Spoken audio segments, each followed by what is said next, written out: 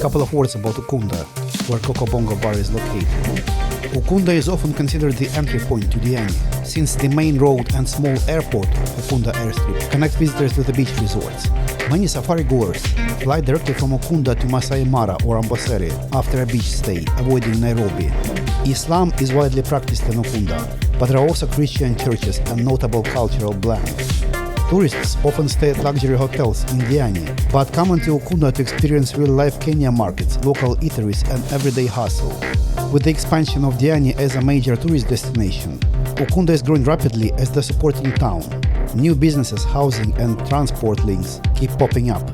In the pre-colonial and early colonial era, Ukunda was a resting and trade point for caravans, moving goods between the coast and the hinterland, before Diani became a tourist hub. Ukunda lies in the traditional homeland of the Digo people, one of the 9 Mijikenda subgroups. I mentioned them before, describing Diani Beach. That's pretty much all I can say about Ukunda. It's not Wakanda, but it's worth taking a look around in Ukunda if you're staying at Diani.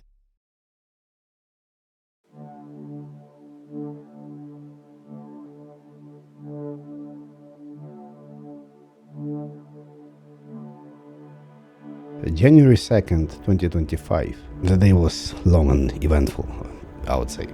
I did the Mombasa tour, kind of a mini Zanzibar over here. Interestingly, unlike Singapore or countries like this, some people there don't like to be photographed or filmed, even though it's completely legal. So I had a very brave tour guide. He was explaining them. I think he got a little bit overboard because if I was him, I would just walk away. Because if they don't like it, it's their problems. I didn't do anything wrong by taking photos of them because they are the public place. If you don't like being photographed at public place, don't go out to public place. Some beach boys, yeah, I'm talking too much about them anyway, so just be careful. It's Bali has the same places, like similar, so people pretty much they try to sell you something, but no is not an option for them. Anyway, this is my last evening in Diani. Tomorrow I'm flying back to Nairobi, and then I'm flying back to Singapore through Mumbai. That will be really arduous 2 days for me, because in Mumbai I'll have to do quite a large layover, most likely book a hotel somewhere in the airport. I did try few Kenyan beers again and ciders. Anyway, back to Singapore, diet, and see what comes next. A lot of things here I experienced for the first time in my life. A lot of animals I see for the first time in my life, a lot of events. Oh yeah, I forgot. I have this coconut. What is a booze? Okay, I'll go get it. I haven't finished.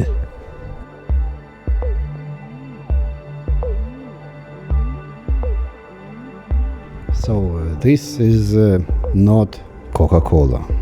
It's in a bottle of Coca-Cola because they selling it in huge bottles, like 1 liter at least. I don't know why it's semi-legal. They selling it as if it's a drug or something. Like not in supermarket, kind of a half legally or something. Okay, so at least I cooled it down because they told me it was kind of a warmish. Let me try and describe it to you. It's they call it wine, coconut wine, even though if it's not grape, it's not wine. Okay.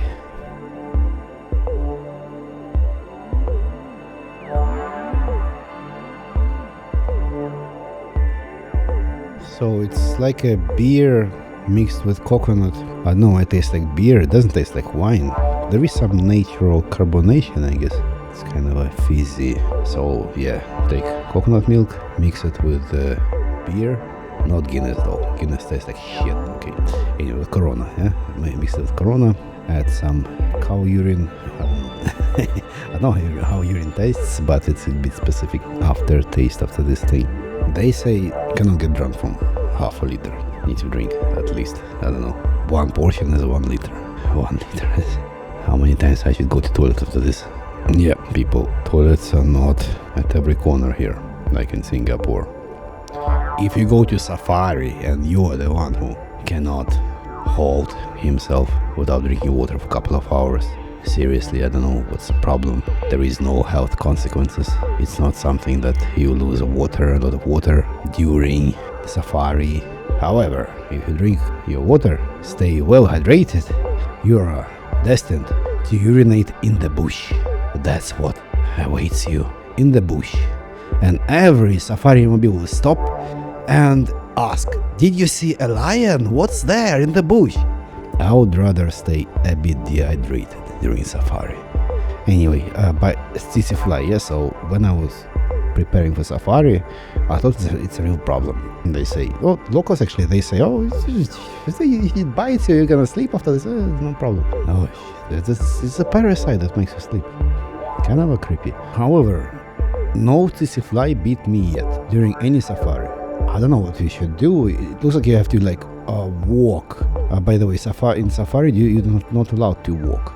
The only thing you are allowed, they're fine with this, is to go out to the bush to urinate. Yes, but please don't go out to the bush with lions, yes? Find one without lions. Otherwise, I know they'll say hi and have some nice meal with you on the menu. One other thing, you don't really need all this stupid neutral color like attire or something. You can safari in anything pretty much. But you have t-shirts and any color. It's recommended that you don't wear white because Amboseli, for example, it's really dusty. But other than that, it's fine you're in the car anyway. Nobody will bite you or something. Well, you're gonna stop sometimes, so that some flies are there, but I haven't seen a tsetse fly yet. Towns like even Diani, cities like Mombasa, Nairobi, I'm gonna find any tsetse fly over there. That's a danger, but the probability to be bitten by tsetse fly is really, really, really low. Okay, let's finish this. If they legalize it, I bet they would make it taste better. Also, they say one other reason they don't sell it in supermarkets, it should be fresh. I don't know. Really, they sell it from underground. You need to know the places when they sell it. As if you're buying cocaine. Anyway, that's booze. Tolerable. I'm going to sleep now anyway.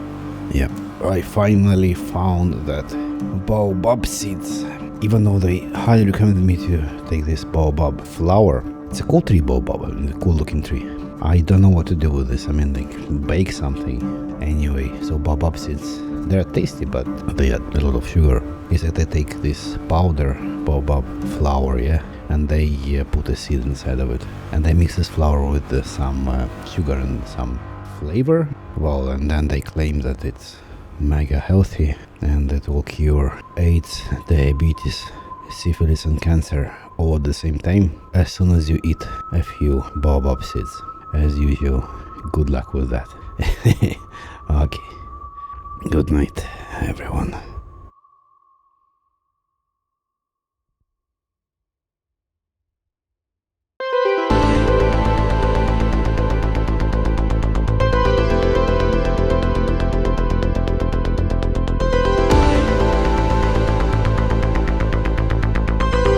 Finally, my last morning at Diani Beach.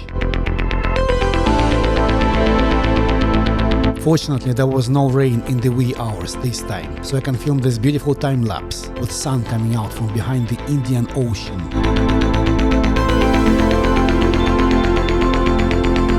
Occasionally, you can see me here, walking around taking photos and videos with my other cameras.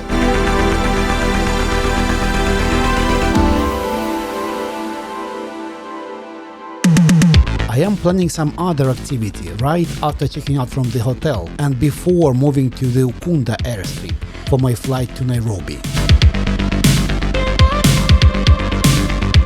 But I will not tell you what it is right now. You'll see it yourself in just a few minutes. My bags are already fully packed at the moment of this time lapse. Time to say goodbye to Diani Beach and do a few final selfies here for memories. I do hope I will come back here in the future. Maybe not alone like this time, who knows.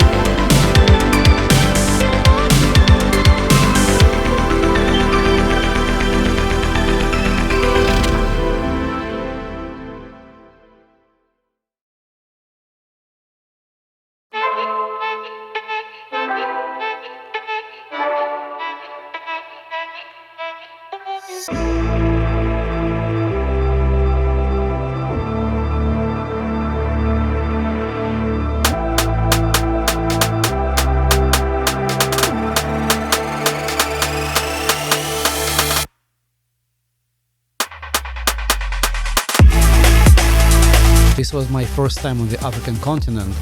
Why out of all countries in Africa, why I chose Kenya? I've never been to Africa before, so I needed to start somewhere. North of Africa is Arab world. It is totally different culturally from any sub-Saharan Africa country. So I decided to go more to the south, so to say. It is more novel to me, as I am already exposed to a significant amount of Islamic or Arabic culture in Southeast Asia.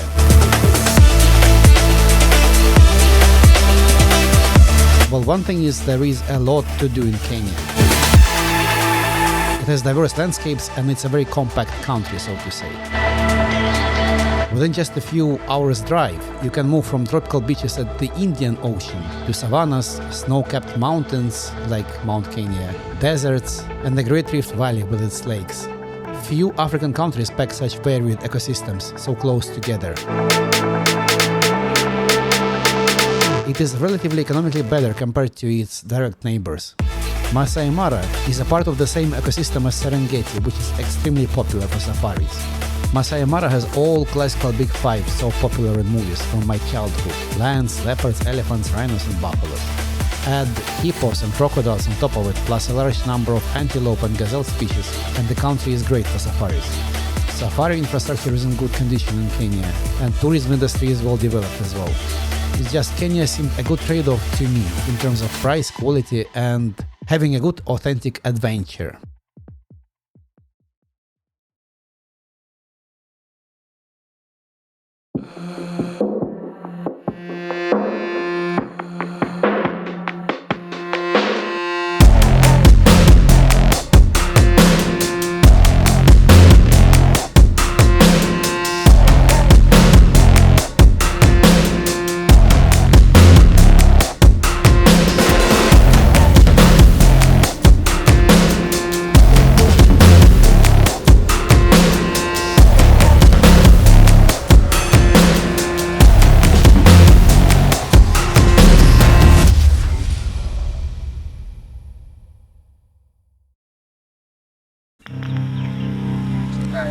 Hey, Lai.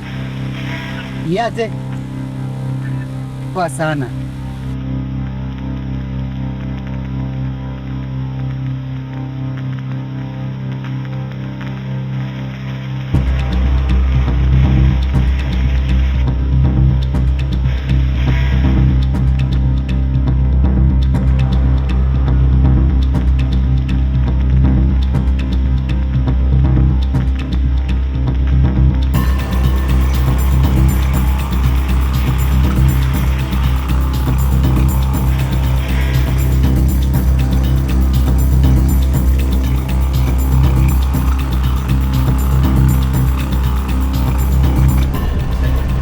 Hello, Hey, welcome to Go Jump Kenya. What is your name? Sergey. Sergey, how are you feeling today? Sleepy. What are you planning to do? Where are we going? Jumping from an airplane. Jumping from airplane, first time. First, How are you feeling before first time? Like, just nervous? curious, interested. Not nervous.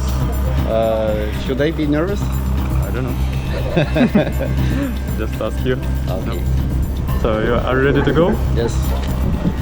High five. Have a good jump. Let's go to airplane. Okay. Thumbs up. Let's go. Let's go. And just go. Inside. Yep.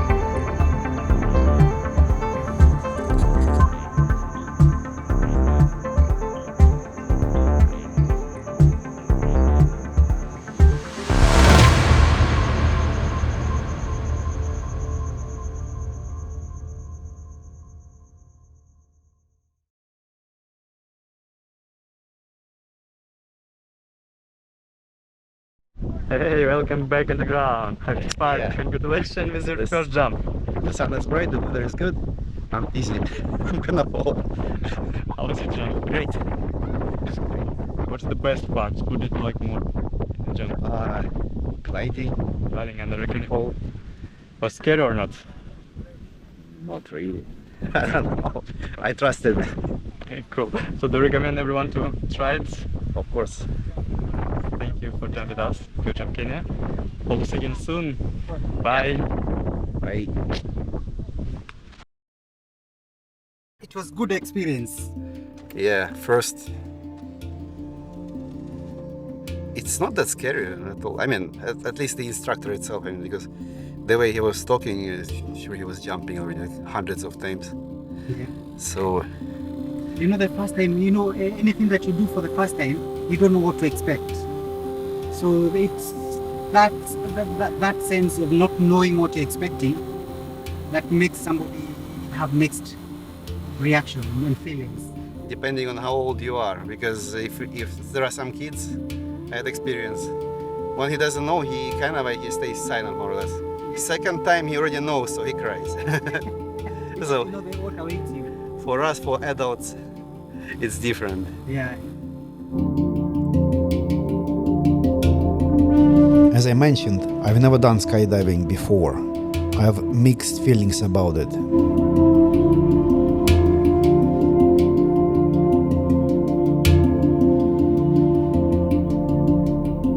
Oh, it's so beautiful there from up there, the Diani itself, Oh, Diani. the whole coast.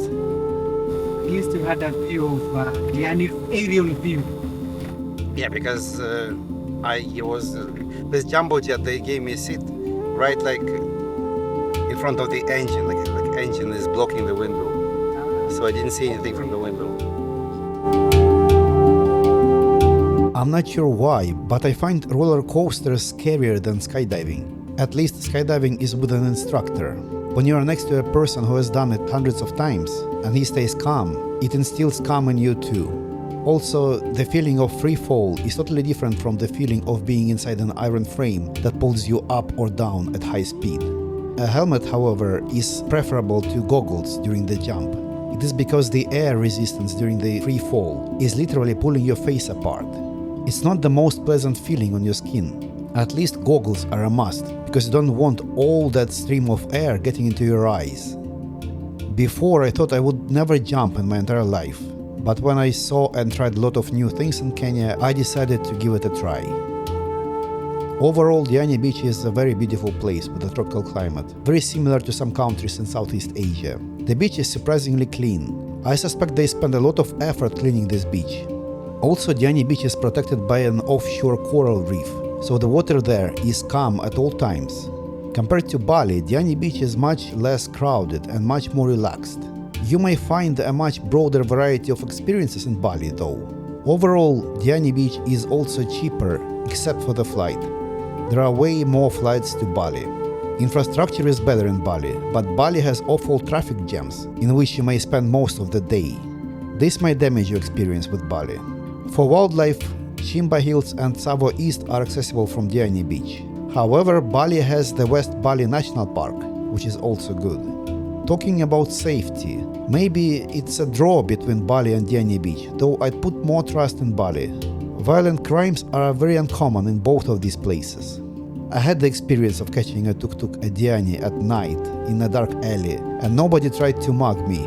But probably it's because nobody was there at that time. As I said, Diani Beach area is much less crowded.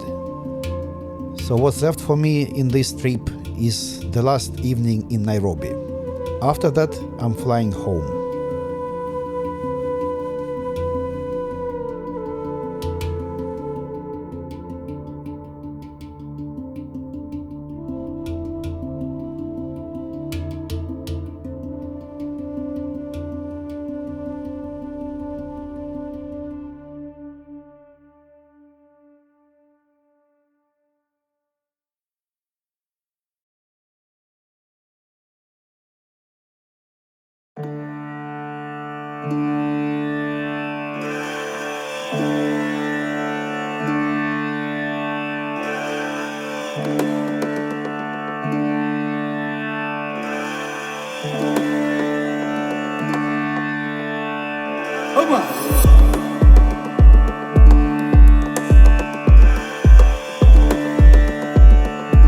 This side, on your side. What's that? Birds on top. But who are they?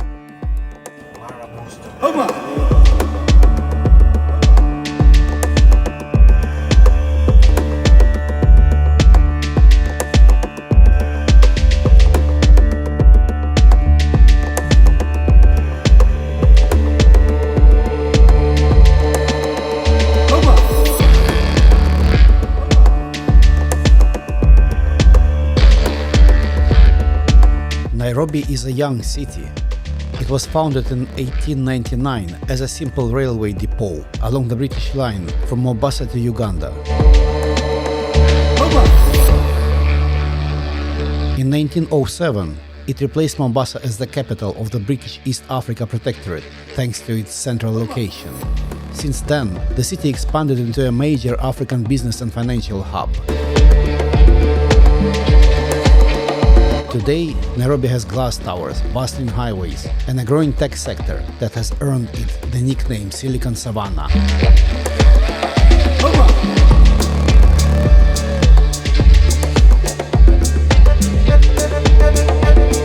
Within a short drive from downtown lies Nairobi National Park, the only capital city in the world where lions, giraffes, and rhinos roam against the backdrop of skyscrapers. Nairobi is also a place of contrast. Wealthy suburbs sit alongside informal settlements like Kibera, one of the largest urban slums in Africa. This shows challenges of inequality, rapid urbanization, and infrastructure strain.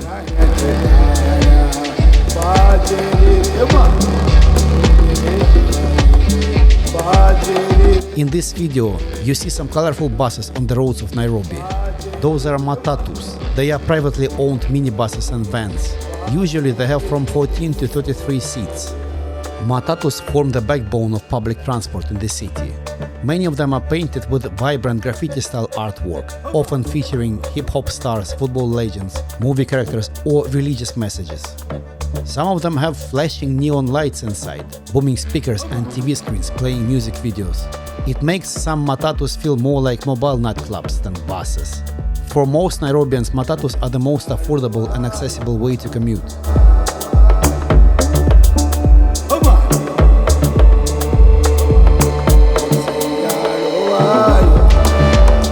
Nairobi National Park sits right next to the city, so stories circulate of lions wandering into suburbs or appearing near highways at night.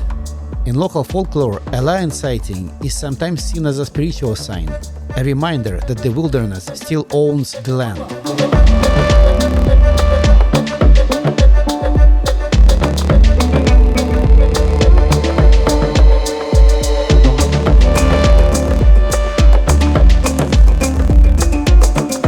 The population of Nairobi is very young. The median age is under 25 years. Thousands of young people move into Nairobi every month from rural areas, seeking education, jobs and opportunity.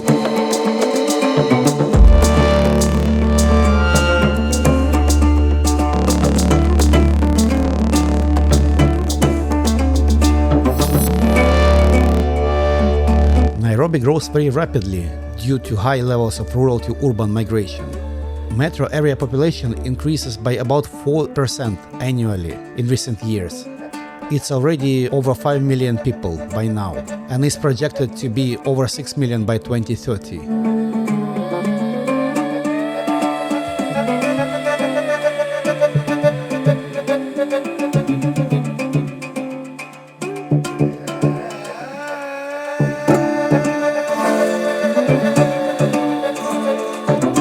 I wish I had more time in Nairobi, but everything good always comes to an end. I have to fly back to where I live. I hope next time I'll have more time to explore this city.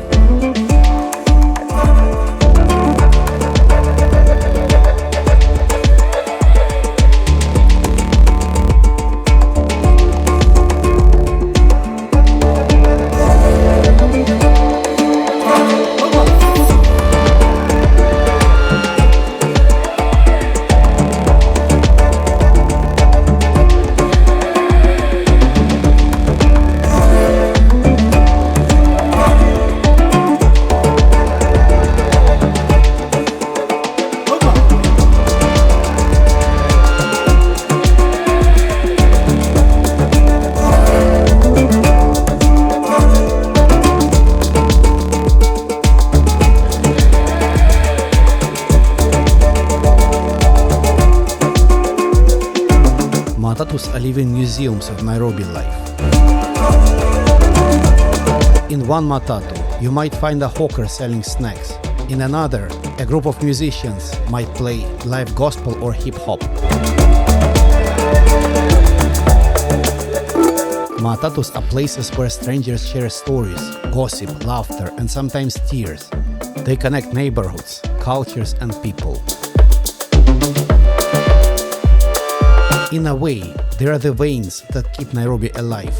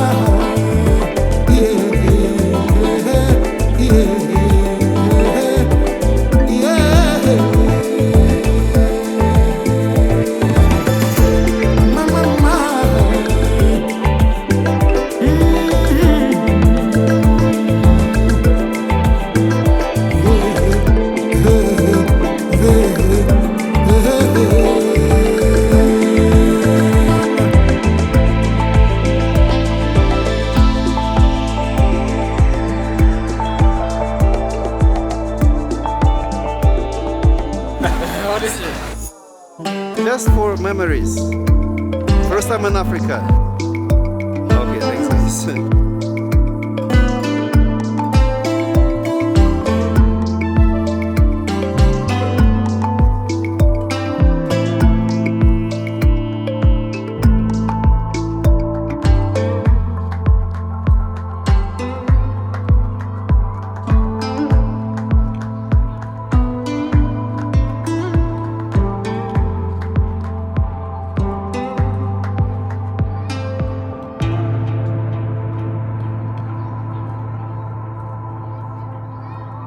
Oh, this is Nairobi.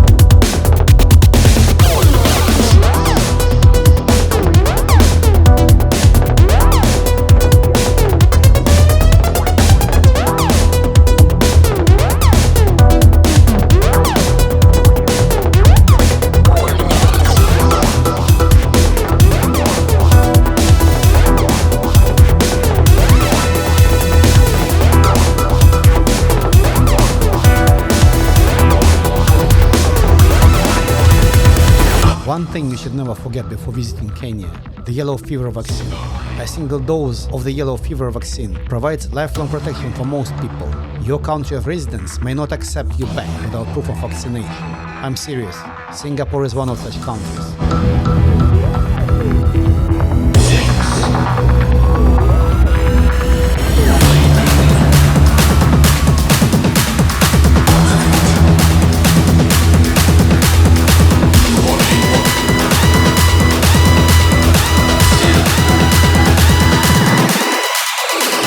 What should you do if you are already at the airport and haven't received the vaccine? There is actually a clinic there that can vaccinate you right in the airport. But it is actually not the correct way to do this. Your vaccine should be dated at least 2 weeks before you return to your country.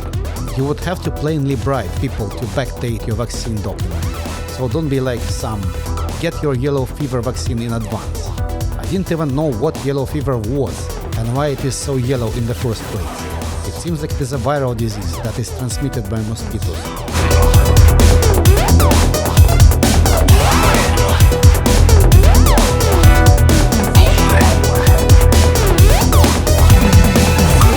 So what are my recommendations about visiting Kenya? Probably you should use a good Kenya-based travel agency that can plan the travel for you in advance. I used one named Mufasa. Their service was perfect. You may try the other ones, but they say some of them may be fraudulent, so be careful. I would not recommend simply buying a ticket and going to Kenya on your own. This is not Phuket or Bali where you can get by without any guidance, even though some tours would be useful in those places too.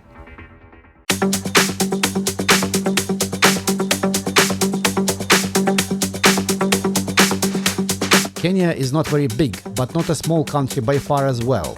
Some places in Kenya can be dangerous, even though much less dangerous compared to what you may have been told before. We will be entering Jupiter's atmosphere shortly.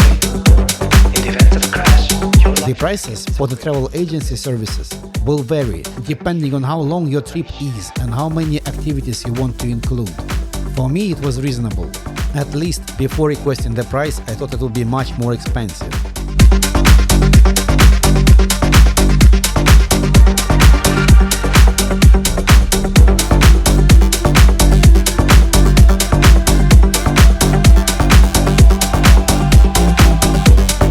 It took me a while to edit these videos since I've been busy with a lot of things in my life. Now, when I write these final lines in my narrative, it's already the beginning of October. Editing videos is actually a lot of work. I will be working on improving both speed of editing and the quality of my YouTube videos. Like a broken record. I just wanna know if you're still. What you see now in the final minutes of this video is Mumbai International Airport. I spent a whole day here without being able to go out without a visa. I had to sleep in the airport hotel to speed up my stay here.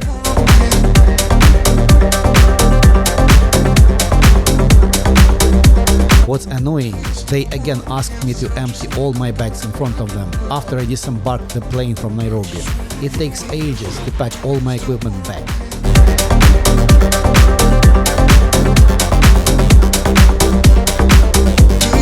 But overall, the trip was worth it. I ventured this far and got an unforgettable experience. But there are so many more places to see, and so many more adventures waiting ahead in the future. Hopefully.